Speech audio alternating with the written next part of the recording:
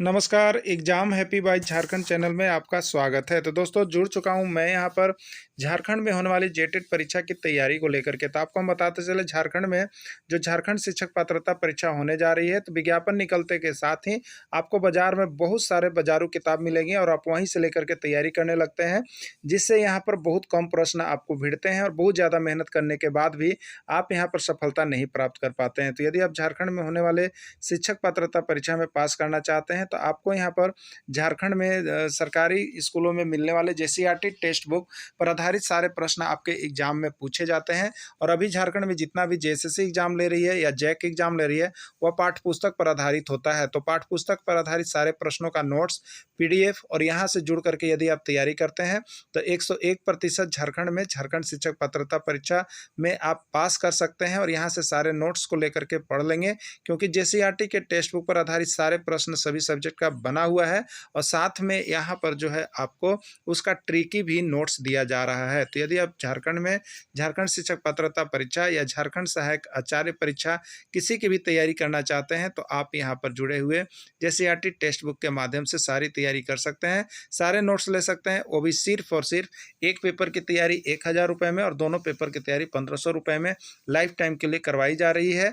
तो क्लास शुरू हो गए हैं, आप सभी जुड़ करके अभी से ही तैयारी कर देंगे और यह एक बार की परीक्षा के लिए लाइफ टाइम आपकी फ़ी होगी, दोबारा आपसे फ़ी नहीं ली जाएगी। तो आपको जैसे ही वीडियो मिलता है, आप हमारा मोबाइल नंबर यहाँ पर देख रहे हैं, इस मोबाइल नंबर से संपर्क कर लेंगे और तैयारी के लिए जुड़ जाएंगे। तो चलिए चलते हैं महत्वपूर्ण प्रश्नों की ओर। राज्य में झारखंड राज्य में किसी भी एग्जाम की तैयारी कर रहे हैं, चाहे वो जेटेट की तैयारी हो, चाहे जेएसएससी से रिलेटेड किसी भी चीज़ की तैयारी कर रहे हैं, तो आपको यहाँ पर देखिए जेसीईआरटी टेक्स्ट बुक क्लास 10 तक का जरूर देख लीजिएगा। और हम आपके लिए देखिए यहाँ पर प्रतिदिन लेकर के आते हैं ओनली फॉर जेसीईआरटी किताब का, ठीक है। तो हम यहाँ पर क्लास 6 का देखिए इतिहास का एक्सरसाइज 7 के महत्वपूर्ण प्रश्नों को लेकर के आए हैं। तो आप देखेंगे इसको पूरे नोट्स को देखने के बाद कि आपके एग्जाम में कभी न कभी यहाँ से प्रश्न आए थे और आप गलत करके आए हुए थे। तो आप सभी यहाँ पर जेसीईआरटी एनसीईआरटी टेक्स्ट बुक का पूरा नोट्स पीडीएफ क्लास 10 तक का लेना चाहते हैं, तो आप यहाँ से परचेज कर सकते हैं, नहीं तो डेली क्लासेज के रूप में आप जुड़ करके भी यहाँ से तैयारी कर सकते हैं, चाहे आप किसी भी एग्जाम की तैयारी कर रहे हो। तो चलिए यहाँ पर हम देखते हैं बौद्ध धर्म की स्थापना किसने की? गौतम बुद्ध, महावीर स्वामी, ईसा मसीह या कोई नहीं, ठीक है। तो बौद्ध धर्म का मतलब सीधे देखिए आपको आना है बुद्ध पर, बौद्ध धर्म का मतलब बुद्ध पर आना है। तो यहाँ पर बुद्ध से रिलेटेड सिर्फ एक ही नाम दिया है, वो है गौतम बुद्ध, ठीक है। तो बौद्ध धर्म की स्थापना किसने की है? गौतम बुद्ध ने की है, ठीक है। अगला देखिएगा, जैन धर्म के संस्थापक कौन थे? जैन धर्म के संस्थापक कौन थे? 1001 बार आया वो प्रश्न है। और यहाँ पर देखिएगा जैन जो होते थे वो क्या होते थे? स्वामी होते थे। जैन क्या होते थे? वो स्वामी थे। इसलिए जैन के लिए जब संस्थापक पूछा जाए तो उनका नाम देखिए महावीर स्वामी के अंतर्गत आप लोग डालिएगा, ठीक है। तो जैन धर्म के संस्थापक कौन थे? महावीर स्वामी थे यहाँ पर जैन धर्म के महत्वपूर्ण संस्थापक। अगला हो गया, किस धर्म में 24 तीर्थकर हुए? किस धर्म में 24 तीर्थकर हुए? देखिए प्रश्न बहुत इंपॉर्टेंट है, ये प्रश्न 1001 बार आया हुआ है। अगर आप देखिएगा तो ये आपका बिहार टेट में 2 बार प्रश्न आया हुआ है, यूपी टेट में 3 बार आया हुआ है, एमपी टेट में 1 बार आया हुआ है, और हो सके तो आपके झारखंड टेट में भी आ जाए, ठीक है, या झारखंड में भी आपके एग्जाम में आ सकते हैं किसी भी परीक्षा में। तो किस धर्म में 24 तीर्थकर हुए? जैन धर्म, बौद्ध धर्म, शैव धर्म और ईसाई धर्म, ठीक है। तो जैन धर्म में 24 तीर्थकर हुए हैं। किस धर्म में? जैन धर्म में 24 तीर्थकर थे। अगला प्रश्न है, जैन धर्म के 24वें तीर्थकर कौन थे? ये भी प्रश्न आपका पूछा गया है। किसमें पूछा गया है? तो ये यूपी टेट में 2 बार पूछा गया है, एमपी टेट में 1 बार पूछा गया है, राजस्थान टेट में 1 बार पूछा गया है, ठीक है, और बिहार टेट में भी 1 बार पूछा गया है। जैन धर्म के 24वें तीर्थकर कौन थे? तो जैन धर्म में जो 24वें तीर्थकर हुए थे उनका नाम था महावीर स्वामी, ठीक है, क्योंकि जैन धर्म से कौन जुड़े हुए हैं? महावीर स्वामी जुड़े हुए हैं, इसलिए 24 तीर्थकर उसमें हुए। अगला है, महावीर स्वामी का जन्म कब हुआ? महावीर स्वामी का जन्म कब हुआ आपसे पूछा गया है, ठीक है। देखिए महावीर स्वामी का जन्म कब हुआ, ये भी प्रश्न आपका बहुत ही इंपॉर्टेंट है परीक्षा की दृष्टि से।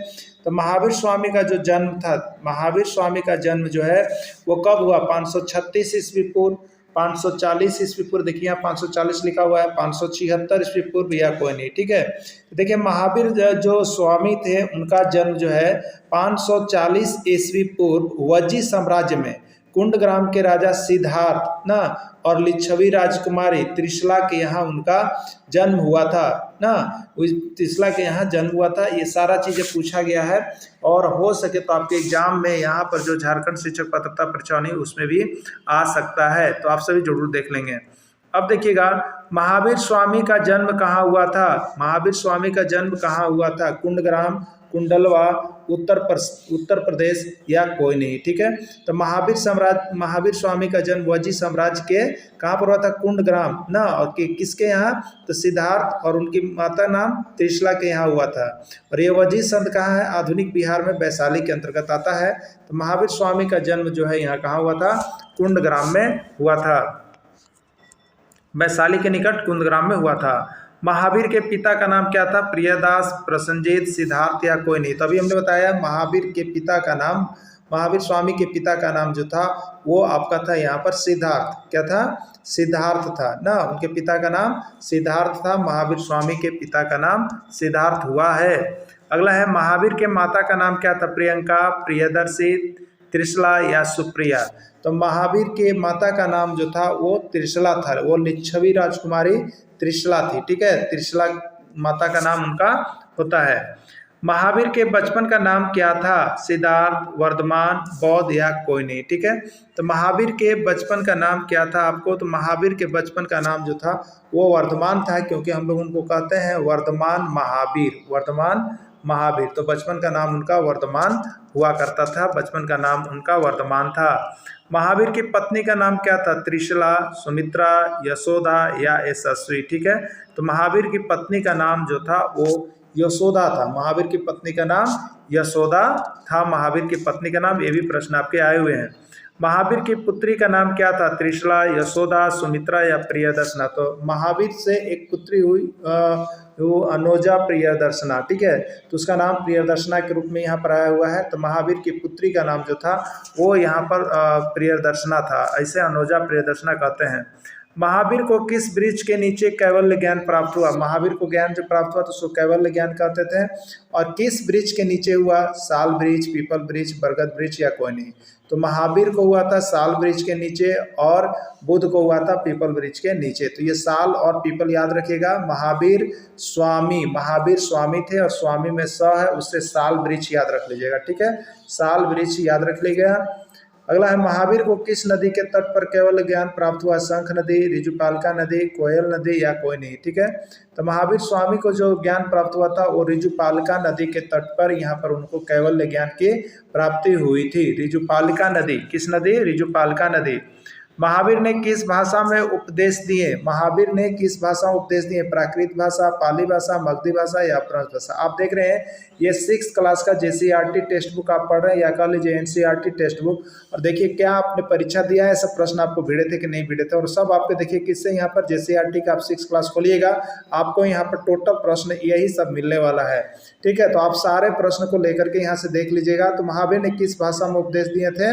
तो महावीर ने आपको जो उपदेश दिए थे वो प्राकृत भाषा में दिए थे। किस भाषा में दिए थे? प्राकृत भाषा में महावीर ने उपदेश दिए। देखिए कम प्रश्न पढ़ करके और अधिक अंक उठाना चाहते हैं तो इससे अच्छा आपके लिए कोई ऑप्शन नहीं है, इतना अच्छा नोट्स बना हुआ है। जैन धर्म कितने भागों में बट गया? 2, 3, 4 या 5, ठीक है। जैन धर्म यहाँ पर जो है 2 भागों में बटा हुआ था, ठीक। 2 भागों में, एक श्वेतांबर और एक दिगंबर, ठीक है। जैन धर्म का सबसे महत्वपूर्ण ग्रंथ कौन है? कल्प सूत्र, पंचरत्न सूत्र, आदम सूत्र या कोई नहीं।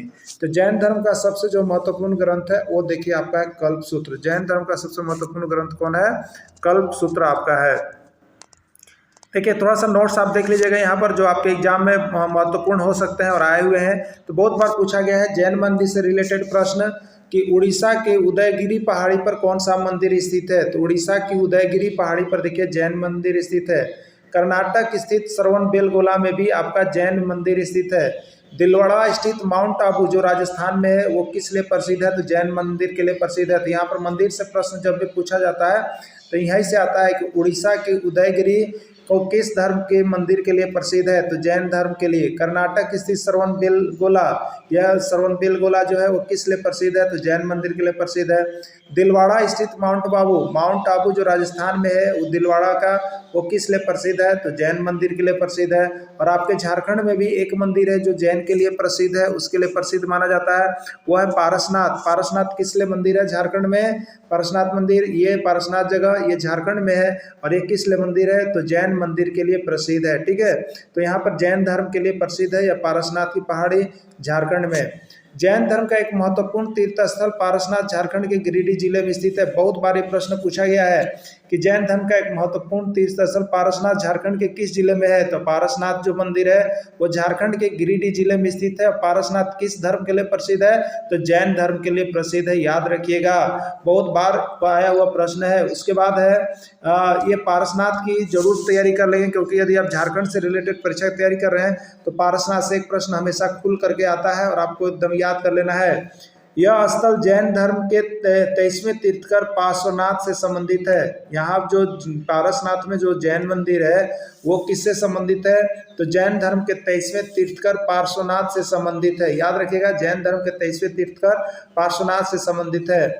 जैन धर्म के 24 तीर्थकर में से 20 का निर्वाण स्थल पारसनाथ ही है। याद रखिए, जैन धर्म में जो 24 तीर्थकर हुए हैं उसमें 20 तीर्थकर का निर्वाण स्थल जो पारसनाथ है, इसलिए पारसनाथ जो है जैन मंदिर के लिए, जैन भिक्षुओं के लिए बहुत ही प्रसिद्ध है, जिसके कारण यहाँ पर हर वर्ष बहुत ही मेला लगता है।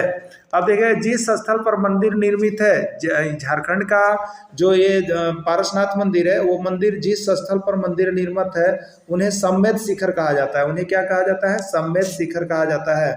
और ये भी प्रश्न पूछा गया कि झारखंड का सबसे ऊंचा स्थल कौन है, तो झारखंड का सबसे ऊंचा स्थल जो है वो पारसनाथ की पहाड़ी है। झारखंड का सबसे ऊंचा स्थल है पारसनाथ की पहाड़ी है। और पारसनाथ की ऊंचाई कितनी है, 1001 बार प्रश्न पूछा गया है। पारसनाथ की ऊंचाई कितनी है, देखिए याद रखने का तरीका बता दे रहे हैं। पारसनाथ की ऊंचाई याद रखिएगा, एक वर्ष में कितने दिन होते हैं, 365 दिन। एक वर्ष में 365 दिन, ठीक है, तो आप इसको ऐसे ही याद रख लीजिएगा, एक वर्ष में 365 दिन यानी 1365 मीटर इसकी ऊंचाई है। ठीक है, एक वर्ष कितना दिन, 365 दिन, इसको पढ़ेंगे 1365 मीटर। तो इसकी ऊंचाई जो है 1365 मीटर है, एकदम कंफर्म हो लीजिएगा। ठीक है, ये प्रश्न आपको 1001 बार पूछा गया है कि पारसनाथ की ऊंचाई समुद्र तल से कितनी है, तो पारसनाथ की ऊंचाई समुद्र तल से 1365 मीटर है। क्लियर, तो इस तरह से आपको यहाँ पर सारा झारखंड का कोई भी एग्जाम आपको निकालना है तो आप यहाँ से लेकर के 6 to 10 का सारा नोट्स PDF यहाँ से परचेज कर लीजिएगा। आपको सभी सब्जेक्ट का बना हुआ है, आप यहाँ से तैयारी कर सकते हैं। वीडियो के अंत तक जुड़े रहें, इसके लिए आप सभी को बहुत बहुत धन्यवाद।